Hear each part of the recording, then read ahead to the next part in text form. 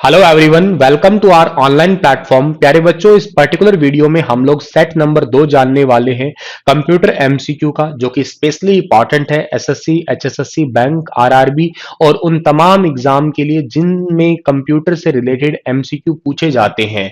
एकदम सरल भाषा में ये वीडियो होगा। इसका सेट नंबर 1 मैं ऑलरेडी आप लोगों को करवा चुका हूं और ऐसे हम लोग 50 प्लस जो है सेट करने वाले हैं और उनसे भी ज्यादा कर सकते हैं। छोटे छोटे वीडियो क्लिप होंगे ताकि आप सभी का वक्त जो है वो ज्यादा जाया ना हो, कम समय में आप ज्यादा जानकारी ले सके। यही मेरा उद्देश्य है, यही मेरा लक्ष्य है।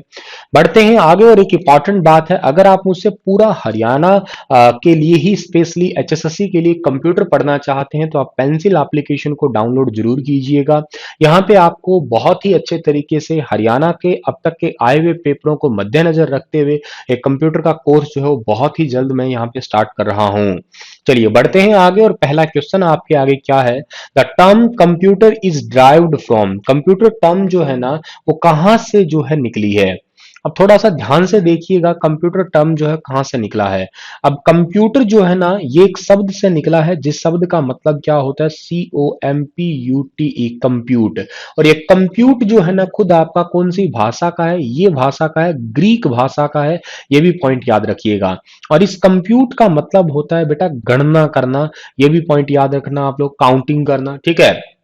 लेकिन यहां पे इन्होंने हमसे जो है ना ये कंप्यूट या कंप्यूट के बारे में जिक्र ही नहीं किया। हमसे तो सीधा पूछा कंप्यूटर जो वर्ड है ना वो कहां से निकला है। तो कंप्यूटर वर्ड जो है वो लैटिन से निकला हुआ है। कंप्यूटर वर्ड लैटिन से निकला है, ध्यान दीजिएगा। लेकिन कंप्यूट वर्ड पूछा जाए तो ये आपका ग्रीक से निकला हुआ है। थोड़ा सा इन दोनों में फर्क है, थोड़ा सा ध्यान दी लीजिएगा। अब कंप्यूटर जो है वो ड्राइव्ड तो लैटिन से हुआ, तो इसके अकॉर्डिंग तो क्वेश्चन ए का ए हो गया इसका आंसर आपका। लेकिन अगर पूछ लेता कंप्यूट जो है वो कहां से निकला है, ग्रीक से निकला है, इसका मतलब गणना करना होता है। ये भी पॉइंट आपके लिए छोटा है पर जरूरी है। Who is the inventor of difference engine? Difference engine के आविष्कारक कौन है? डिफरेंस इंजन के आविष्कारक कौन है? तो मेरे हिसाब से बहुत ही आसान सवाल होगा। जिसे आप लोग चार्ल्स बेबेज के नाम से जानते हो, वही डिफरेंस इंजन के फादर कहलाते हैं, इन्वेंटर कहलाते हैं, आविष्कारक कहलाते हैं। एक क्रैमिंग सा क्वेश्चन है, इसमें कोई ज्यादा समझने की बात भी आपके आगे आती नहीं है। और कुछ कुछ ऐसा क्वेश्चन भी अगला कहता है कि फादर ऑफ कंप्यूटर कौन है? तो मेरे हिसाब से ये भी आपको आता है, चार्ल्स बेबेज जो है ये फादर ऑफ कंप्यूटर कहलाते हैं। इन दोनों क्वेश्चनों को आप पैरेलली याद रख लीजिएगा। लेकिन एक क्वेश्चन आपको जरूर पजल करेगा। वो क्वेश्चन आपके आगे ये है कि कंप्यूटर साइंस के फादर किसे कहते हैं? कंप्यूटर या डिफेंस इंजन के फादर आविष्कार तो आप लोग चार्ल्स बेबेज को नाम दिया करते हैं, लेकिन कंप्यूटर साइंस के फादर जो है वो आप लोग एलन टर्निंग को कहा करते हैं, ठीक है ना।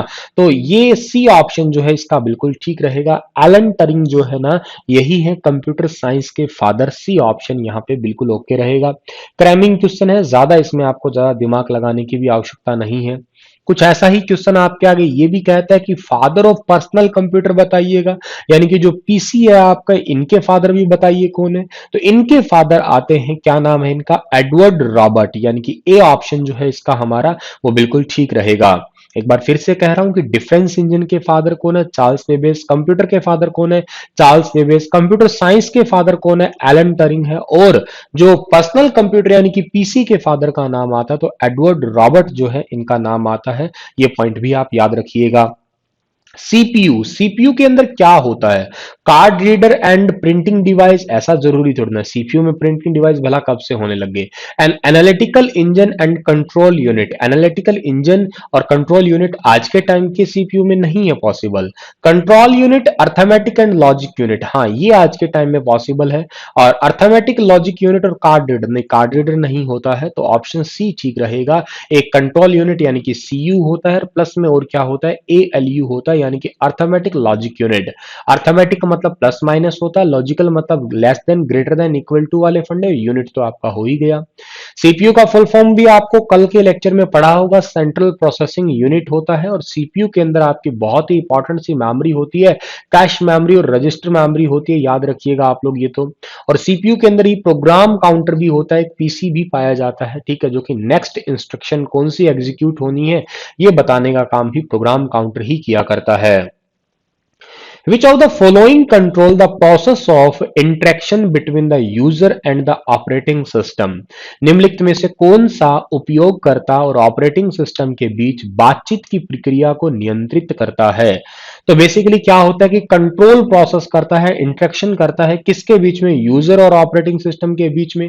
तो ए ऑप्शन ही ठीक रहेगा, यूजर इंटरफेस। यूजर इंटरफेस ही तो होता है जो ऑपरेटिंग सिस्टम और हमारे बीच में बातचीत करवाता है। फॉर एग्जाम्पल आपके पास में एप्पल का फोन है तो उसका यूजर इंटरफेस कुछ अलग तरीके का होगा। आपके पास एंड्रॉइड का फोन है, एंड्रॉइड में भी बहुत सारी कंपनियों के यूजर इंटरफेस यूआई अलग अलग होते हैं, ठीक है ना। जैसे आपके पास में वीवो का फोन है तो वीवो का फोन का यूआई अलग होगा, सैमसंग का अलग होगा, वन प्लस का अलग होगा। हर कंपनी के यूआई यानी कि अंदर से जो फोन चलाने के जो आइकन्स है, जो ऑप्शन है वो अलग अलग है।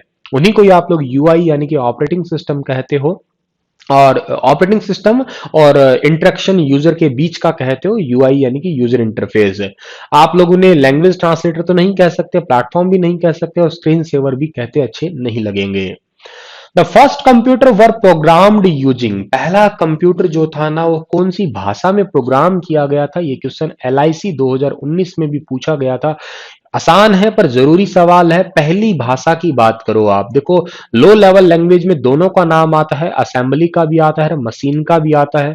सोर्स और ऑब्जेक्ट कोड का तो यहाँ आप जिक्र ही नहीं करेंगे, तो सही आंसर इसका मशीन लैंग्वेज होगा। मशीन लैंग्वेज को ही आप लोग क्या कहते हो? मशीन लैंग्वेज को आप बाइनरी लैंग्वेज भी कहते हो। 0101 की भाषा होती है। आगे धीरे धीरे आगे बढ़ेंगे तो इस मशीन लैंग्वेज से रिलेटेड भी एमसीक्यू करेंगे, इसका थ्योरी भी हम लोग जानेंगे। असेंबली लैंग्वेज भी लो लेवल लैंग्वेज है लेकिन इसमें निमोनिक्स कोड यूज होते हैं और असेंबली लैंग्वेज को लो लेवल में कन्वर्ट करने के लिए या मशीनी में कन्वर्ट करने के लिए असेंबलर की हमें नीड होती है। तो एक प्रकार से असेंबली भी पहले मशीन में कन्वर्ट होती है और मशीन को ही आप लोग बाइनरी लैंग्वेज, बाइनरी भाषा का नाम दिया करते हैं। अगला क्वेश्चन हमारा है कि blanks is a combination of hardware and software that facilitate the sharing of information between computing device. ऐसा कौन सा है जो हार्डवेयर और सॉफ्टवेयर का एक संयोजन है जो कि कंप्यूटर उपकरणों के बीच सूचनाओं के आदान प्रदान की सुविधा देता है? तो सूचनाओं के आदान प्रदान की, अब देखिएगा नेटवर्क ही तो होता है ना जहां पे इंफॉर्मेशन एक जगह से दूसरी जगह तक ट्रांसफर हो रही है। अब आप इस वीडियो को देख पा रहे हैं तो वाया नेटवर्क ही तो देख रहे हैं। बिना नेटवर्क आप लोग कहां से इंफॉर्मेशन पा पाते? पेरिफेरल तो क्या होता है? बाहर से एक्सटर्नल डिवाइस लगाते हो आप, पेरिफेरल है। एक्सटेंशन बोर्ड नहीं हो सकता, ये तो खैर आपका हार्डवेयर डिवाइस खुद ही हो गया। डिजिटल डिवाइस भी नहीं है, यहाँ तो डिजिटल डिवाइस में मोबाइल भी हो सकता था और डिजिटल वॉच भी हो सकता था। तो नेटवर्क ही होता है जो कम्युनिकेशन में या इंफॉर्मेशन को शेयरिंग करने में बहुत ज्यादा क्रूशियल रोल जो है वो प्ले करता है।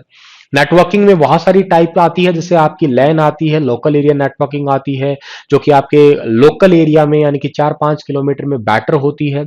इथरनेट केबल का यूज करते हो आप लोग।